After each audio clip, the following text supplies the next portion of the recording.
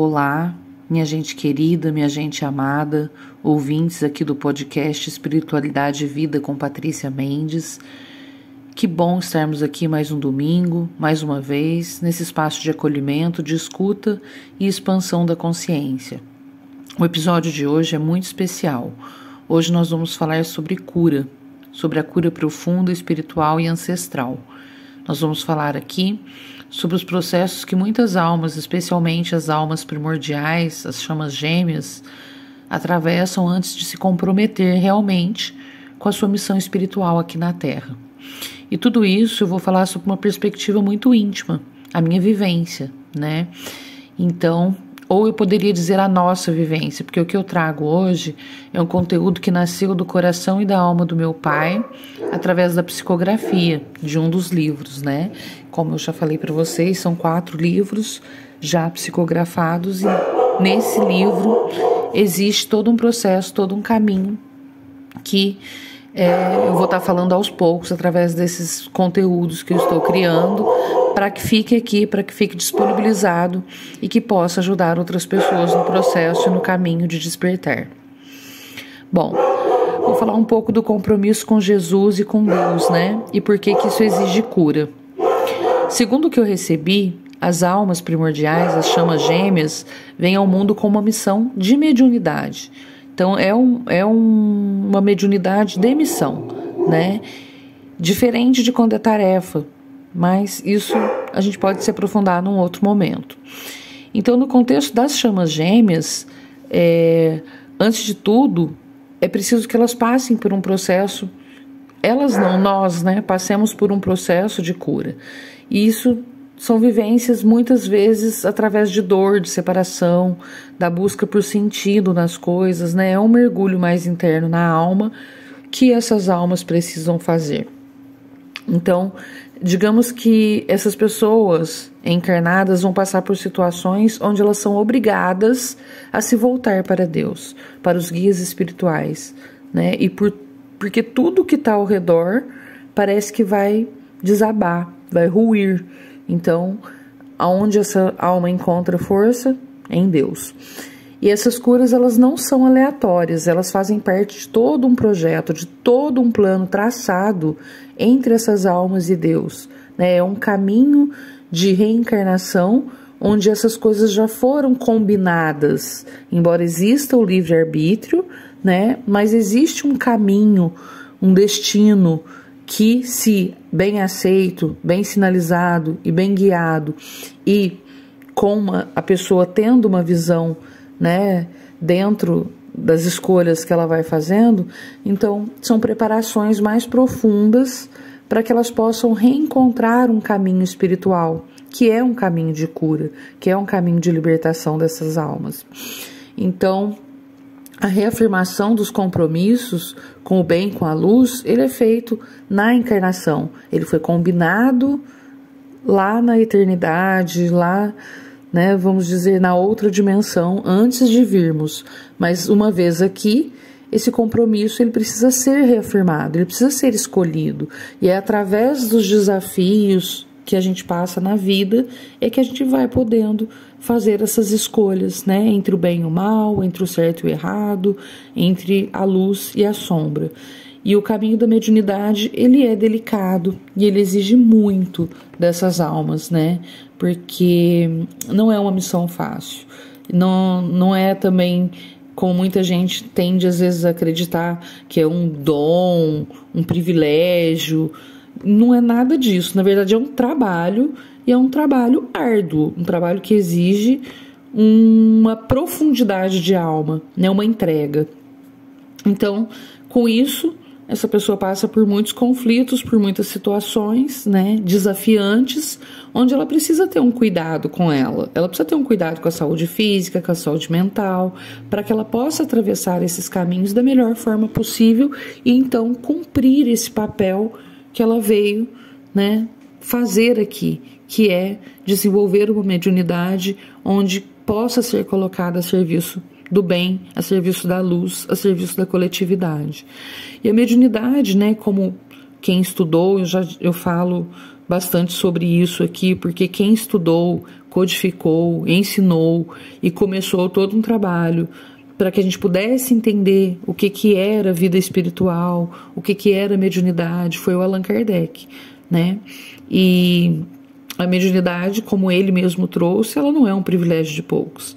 É muita gente que tem mediunidade de vários tipos, de várias formas.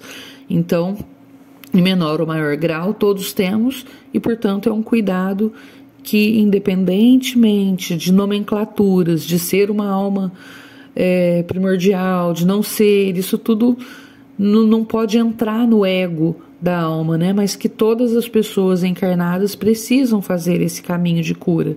A verdade é essa. O que acontece é que a chama gêmea às vezes tem mais consciência disso, passa por processos talvez um pouco mais profundos para que ela possa reconhecer isso e contribuir aí também na caminhada de outras almas que também precisam de cura. Nós estamos aqui encarnados em busca de crescimento, evolução e cura espiritual. Então, quando essa mediunidade se manifesta com mais intensidade, ela pode ser confundida, como foi durante muitos anos ao longo de toda a história. A gente tem aí desde as caças às bruxas, né, até do século passado, as internações em hospitais psiquiátricos, onde muitas pessoas que eram médiums eram confundidas com doente mental. E muitas vezes porque realmente se torna uma doença mental quando não tem uma canalização, quando o médium ele não consegue ter o controle da mediunidade dele, então ele adoece, né? Então a minha avó viveu isso, o meu pai num grau menor também passou por isso, sem dúvida toda a ancestralidade passou por isso, outras pessoas, né? Então, até que chegou em mim com outro nível de consciência, outro nível de possibilidade de poder entender o que acontece, de poder estudar, saber e estar aqui agora dividindo um pouco de conhecimento sobre desenvolvimento espiritual, sobre despertar espiritual e sobre mediunidade.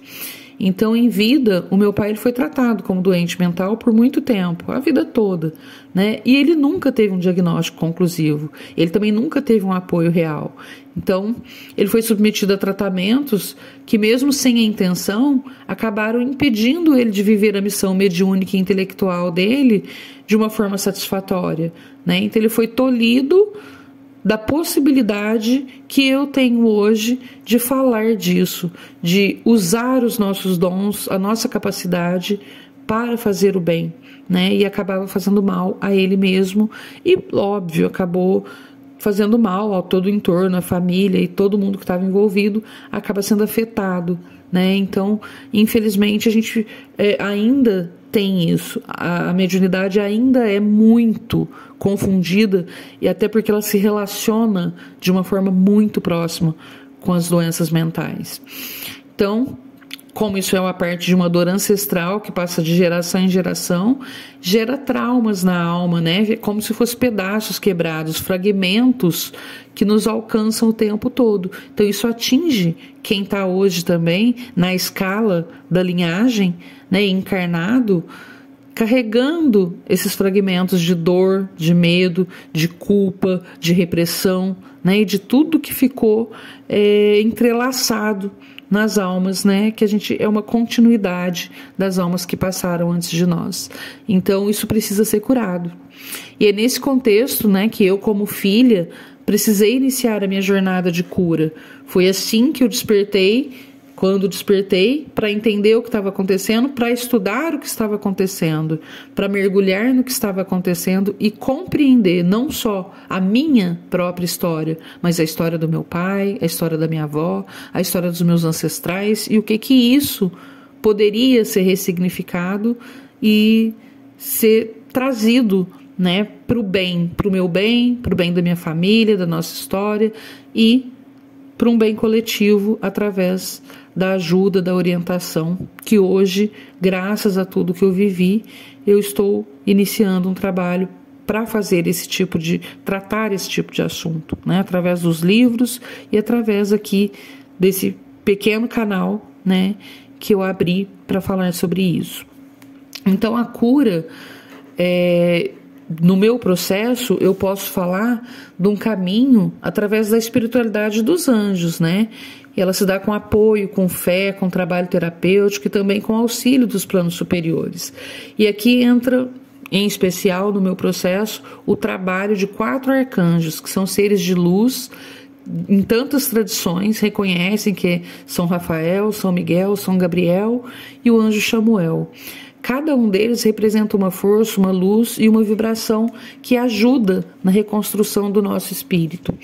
O anjo Rafael, ele cura com uma luz verde, o anjo Miguel protege com a força de uma luz azul, o anjo Gabriel guia com a luz branca, Chamuel abençoa as relações com a luz rosa, e foi com eles que eu fui conduzida em vários desdobramentos espirituais, onde eu vivi em algumas noites intensas processos de cura e de encontros no astral, de banhos de luzes que me prepararam para cumprir a minha missão naquele momento e até então, né? E é importante ressaltar aqui que isso é cromoterapia, né? Então tem várias terapias que a gente vai encontrar, terapias alternativas, holísticas, que estão relacionadas a esses processos, às vezes não com o mesmo nome, de forma diferente, mas quando você vai fazer uma cromoterapia, você faz um trabalho com luz, muitas vezes você usa a luz verde no Reiki, por exemplo, porque é uma luz de cura, né? Então tem vários tipos de terapias que a gente não pode mais ter o preconceito de achar que essas coisas são do mal, que são magia. Não. A maior parte dos trabalhos que visam cura, eles são do bem. Às vezes eles não usam a mesma linguagem, às vezes eles não falam de religião, às vezes eles não falam de crença, mas são trabalhos que utilizam ferramentas espirituais importantíssimas, como a cromoterapia, a cristaloterapia, e, enfim, é uma infinidade de coisas que nós temos hoje como ferramentas e que eu nem tenho conhecimento de todas, mas eu posso falar das que eu conheço, das que eu busquei, das que eu estudei, né, e que fizeram sentido para mim, mas o meu processo foi muito mais interno, muito mais espiritual do que realmente buscando alguma coisa fisicamente. Mas eu usei algumas ferramentas que ao longo do caminho e conforme as necessidades aqui do canal, eu vou abrindo, vou falando com vocês, né, e explicando como são esses processos e o que eu tenho como mensagem para passar sobre isso. É muito importante considerar aí que você precisa de um suporte espiritual e humano nesse processo, né? Ninguém pode fazer esse caminho sozinho, embora seja muito solitário, mas não pode ser 100% solitário. E nem nunca vai ser sozinho, né? No mínimo você vai estar guiado pelo teu mentor espiritual. Não tem outra forma de fazer um caminho de cura espiritual sem estar relacionado pelo menos com as equipes espirituais que te guiam, que te protegem, né? Então esse suporte espiritual, ele é fundamental, mas buscar um suporte humano muitas vezes é essencial, através das terapias, de acompanhamento médico, de uma rede de apoio em casas espíritas, religiosas, terapêuticas.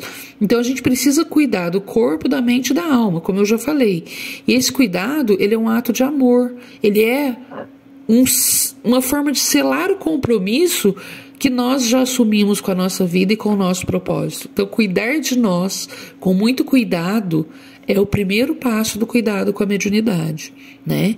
E aí a gente tem o livre-arbítrio, tem a nossa escolha, tem a nossa missão, tudo isso precisa ser considerado dentro desse processo. Mesmo quando a alma se prepara, né, mesmo quando tudo parece alinhado, certinho, é feito, o que é muito raro, porque nós somos humanos e muito limitados, né, na nossa capacidade de discernir e digerir as coisas espirituais.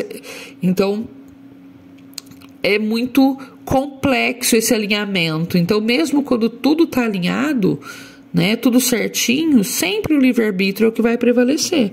Então tem um momento da nossa escolha e ele é sagrado.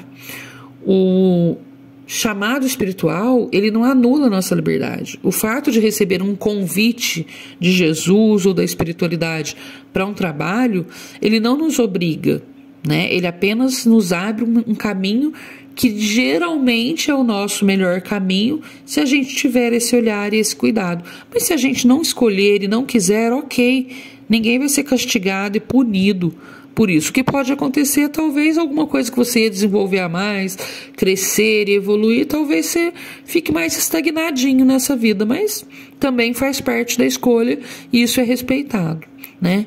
E quando a gente escolhe com consciência, geralmente depois que a gente desperta, que a gente conhece, sabe, né, o que está acontecendo, o que é o nosso propósito, o que a espiritualidade espera de nós e o caminho que se ilumina todo na nossa frente, então, ainda que os desafios persistam, você encontra mais força também para fazer esse caminho e buscar cada dia se curando mais. É um processo que depois que você começa, dificilmente você larga, porque as curas vão vindo e você vai crescendo, você vai entendendo, você vai evoluindo e você vai também se sentindo útil, né? Pleno nessa vida, cumprindo um papel, fazendo aquilo que você veio fazer.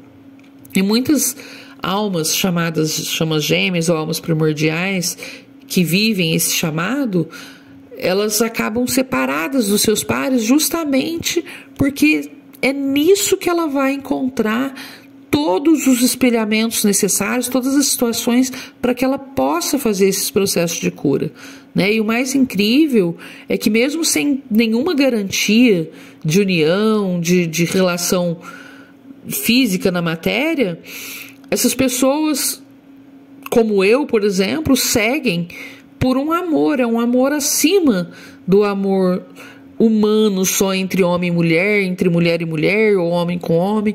É um amor que abrange, além daquele amor verdadeiro, um amor divino, um amor que é sagrado, um amor que conecta a algo muito maior, um propósito de vida, uma missão, né? Então, assumir esse compromisso espiritual acaba sendo diria assim, não é obrigatório, mas é quase que a tendência, né, de você assumir esse papel, né, que esse amor veio trazer, que essa situação veio trazer, que essa dor abriu, né, como precedente para que você faça todas as curas que sejam necessárias para o teu espírito, para que você possa contribuir com o crescimento da sua vida, da vida daquela pessoa que você amou, né, e da vida de todos que você ama e da coletividade, com o bem da humanidade. Parece muito grande falar isso, né? Mas é isso. Todos nós temos uma missão e temos uma tarefa de contribuir para o bem do mundo. Seja com o mínimo que a gente possa fazer no nosso dia a dia, fazendo de bem, fazendo de coração aberto, fazendo com amor, a gente está contribuindo para um mundo melhor, né? E essas almas que são encarnadas, que vivem processos intensos, não é por acaso, né? São parte de um grupo de 144 mil almas encarnadas na Terra que vieram justamente com o papel de servir na transição planetária, né? Então elas estão hoje espalhadas pelo mundo todo, mas muitas delas estão principalmente no Brasil, que tem um papel essencial nesse trabalho espiritual, né? Que o Brasil é aí, dentro do espiritismo, um país onde o espiritismo floresceu muito, então essas questões espirituais são muito trabalhadas com o nosso povo, que é um povo diferenciado. Se a gente analisar em termos de luz, de espiritualidade, nós somos um povo privilegiado, de certo modo, né? Com o nosso próprio modo de encarar as dificuldades da vida, que é de um brasileiro. Então, embora seja um caminho mais voltado ao espiritismo, sim, não é o único caminho, e há muitos outros caminhos que levam a Deus. O importante é estar a serviço da luz, e toda chama gêmea procura os caminhos de cura através das terapias, das religiões, dos tratamentos, mas sempre relacionado ao desenvolvimento espiritual, né, para se colocar ao serviço da luz. Então, o que eu queria deixar de mensagem aqui é que o processo de cura e as buscas por terapias, inclusive as holísticas, as alternativas, é fundamental. A gente não pode ter preconceito com isso. No conservadorismo a gente tem muito espírita que acredita que nada disso é necessário, mas cada pessoa tem uma forma de se conectar e muitas vezes essas ferramentas espirituais elas são necessárias para levar a pessoa no caminho que ela precisa chegar de alma, né? Então tá tudo bem a pessoa gostar de cristais, de fazer terapia com cristal, tá tudo bem a pessoa fazer uma cromoterapia, essas mesas radiônicas, enfim, são constelações familiares. O que mais que eu posso citar? Tarô, né? A busca por autoconhecimento através de ferramentas como tarô. Tudo isso, quando bem direcionado, quando usado no sentido de promover o bem, o crescimento, a evolução, o entendimento das emoções, dos caminhos, tudo isso é válido. E Deus e a espiritualidade, Jesus, eles usam todas as formas possíveis de nos alcançar, né? Isso não é só para a chama gêmea, isso é para todas as pessoas. A espiritualidade de bem superior, ela encontra todos os caminhos. Hoje, com a tecnologia principalmente, ela vai buscar canalizar, intuir, direcionar, né? Então, tudo que é voltado para o bem, para o crescimento, não pode ser descartado do caminho de desenvolvimento no processo de cura e muitas vezes é essencial para que a gente possa encontrar acolhimento, encontrar direcionamento na jornada espiritual, né? Então, esse processo não é fácil, ele exige entrega, exige fé, disciplina, coragem, autoconhecimento, até para buscar as ferramentas que melhor se relacionam com a sua personalidade, com a sua forma de viver, com as suas crenças, com aquilo que você vem desenvolvendo ao longo da vida. Até porque o caminho de um nem sempre é o mesmo válido para o outro, né? Então, buscar esses caminhos com paz, através de libertação, né? De se sentir melhor em cada processo, em cada busca. Essas ferramentas elas são utilizadas para reconectar a gente com quem a gente é, em essência, né? Que somos todos centelhas divinas a serviço do amor. Então, tudo que é relacionado a isso e de bem é bem-vindo num processo. Uma coisa que a gente precisa vencer e superar é muitas vezes o preconceito, né? E saber que é muito importante também, que as mesmas ferramentas espirituais que podem ser usadas para o bem, elas também podem ser usadas para o mal. Não significa que aquilo é do mal, mas que alguém pode fazer mau uso, isso é fato, né? E de tudo na vida é assim. Em tudo que a gente for fazer, a gente vai ter pessoas fazendo para o bem e a gente vai ter pessoas mal intencionadas. E a intenção na jornada espiritual é o que realmente conta. Então, se alguém aí está passando por um processo espiritual intenso, espero que haja amor envolvido, né? E que tenha certeza de que existem guias te orientando, caminhos. Então, fique atento, né? Às intuições, às coisas que surgem como propostas e possibilidades de cura, de abertura, de entendimento, né? Para que aqui na Terra você possa caminhar, né, tendo aquilo que foi traçado na espiritualidade e aquilo que você tem como um trabalho em equipe com seus guias, com seus mentores, que eles possam encontrar ferramentas para chegar até você, né? E são através das ferramentas de cura que eles conseguem fazer esse caminho. Então a gente não pode ter preconceito, senão a gente fecha as portas também para a nossa caminhada, né? Então é isso que eu queria compartilhar hoje, desejando cura, desejando amor, desejando luz na jornada de cada um de vocês. Essa é a minha missão, né? Falar um pouco sobre chamas gêmeas, sobre despertar espiritual, sobre cura, sobre processos espirituais e sobre vida também, né? Ao longo do podcast nós vamos ampliando os temas e vamos começar a falar de muita coisa que às vezes é cotidiana, porque o nosso cotidiano é espiritual, porque as escolhas que a gente faz todos os dias, quando a gente acorda, coloca o pé no chão e sai, né, para a vida, cada escolha que a gente faz, ela é espiritual, ela é um caminho de busca, de cura, de crescimento, ou não, né? Dependendo da nossa escolha. Então, através desse trabalho, eu estou aqui honrando a minha história, honrando a história do meu pai, da minha família de almas, e de todos os irmãos que também estão despertando para esse novo tempo.